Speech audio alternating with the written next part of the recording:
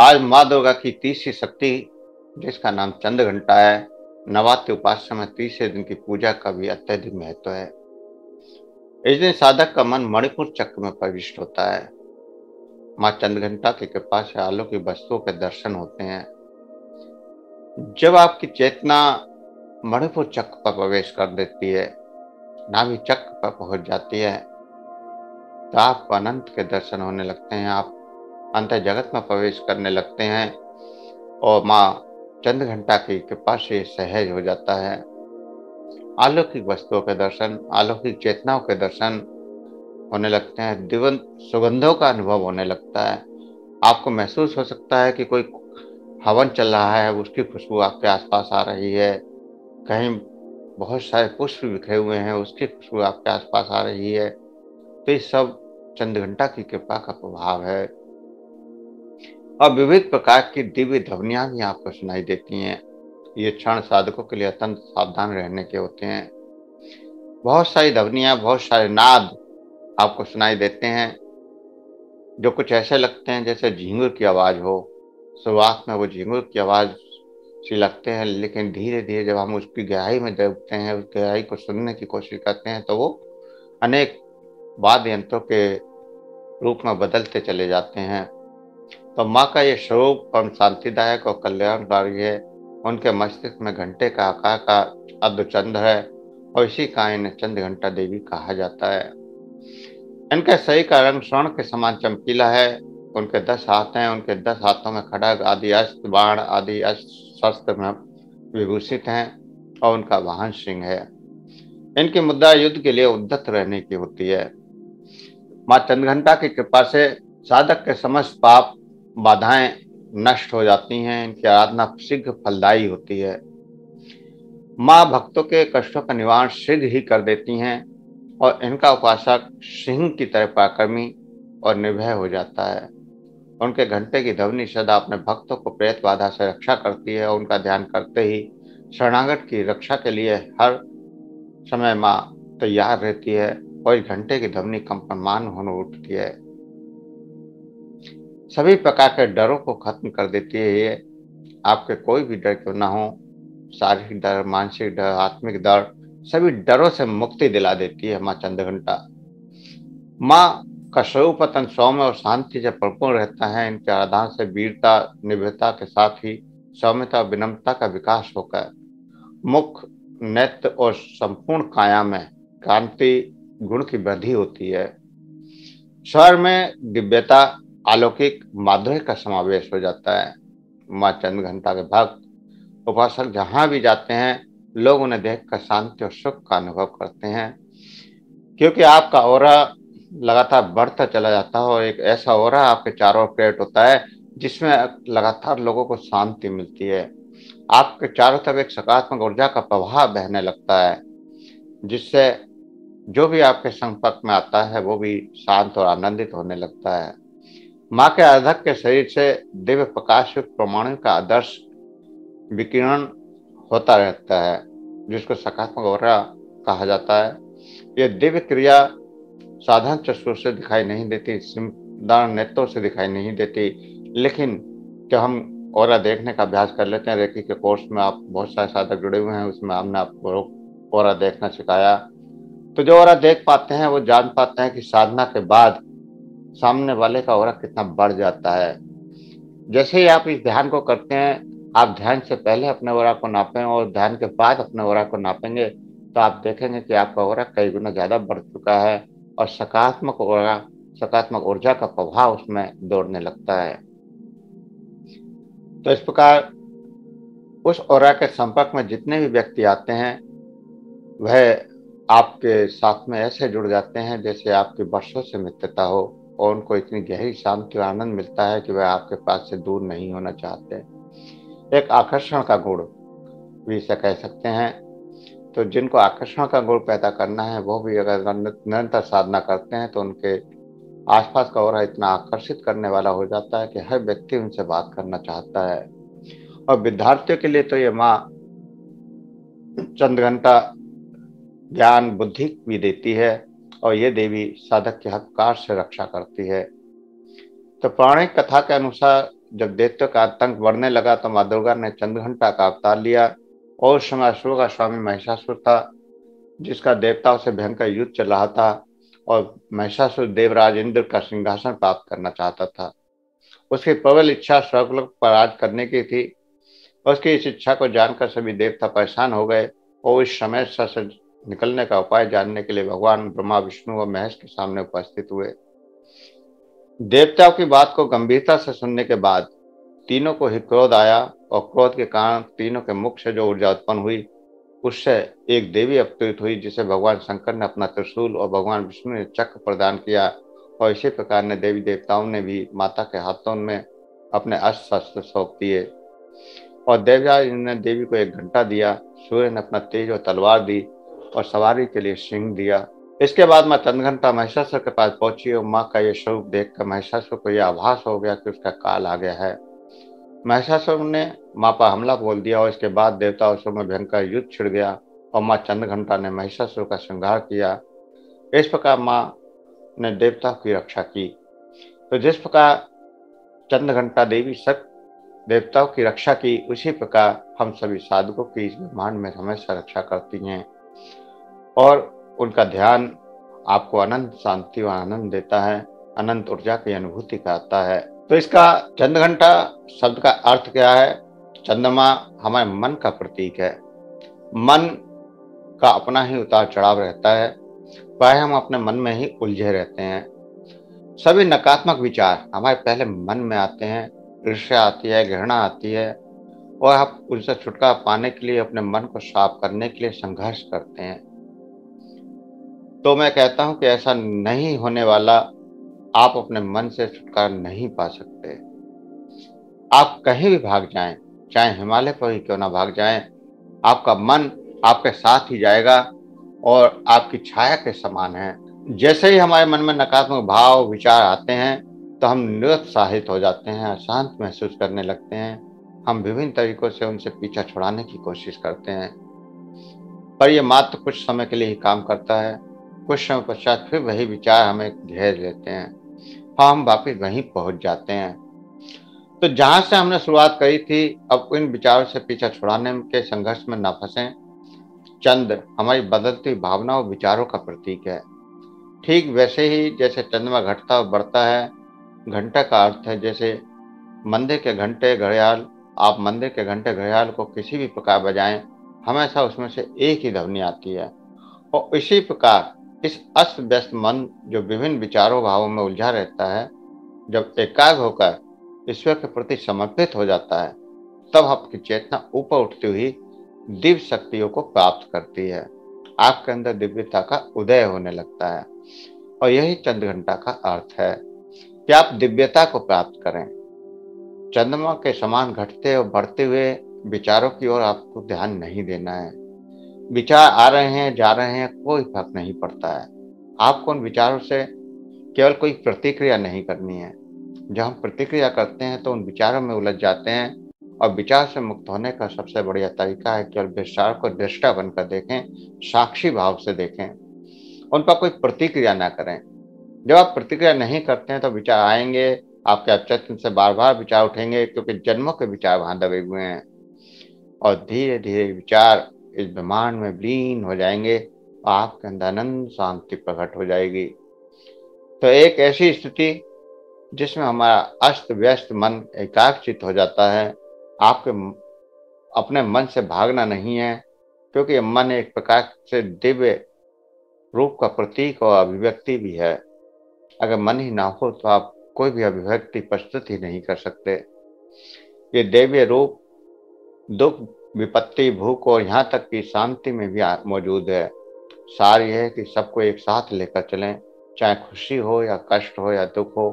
सब विचारों और भावनाओं को एकत्रित करते हुए एक विशाल घंटे के नाद की तरह उस ध्वनि में खो जाएं या उस प्रकाश में खो जाएं या उस ऊर्जा में खो जाएं। और देवी के इस नाम चंद्रघंटा का यही अर्थ है और तीर्थ नवरात्र के उपलक्ष्य में इसे बनाया जाता है। तो इस चंद्रघंटा देवी का ध्यान करते हुए, उनके स्वरूप को महसूस करते हुए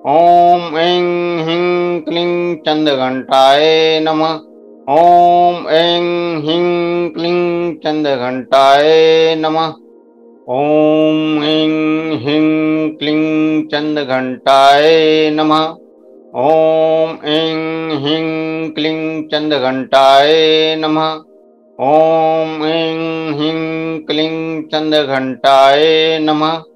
ओम ऐं ह्रीं क्लीं चंद्रघंटाय नमः। ओम ऐं ह्रीं क्लीं चंद्रघंटाय नमः। ओम ऐं ह्रीं क्लीं चंद्रघंटाय नमः। ओम ऐं ह्रीं क्लीं चंद्रघंटाय नमः। ओम ऐं ह्रीं क्लीं चंद्रघंटाय नमः। ओम ऐं ह्रीं क्लीं चंद्रघंटाय नमः। इस प्रकार 11 बार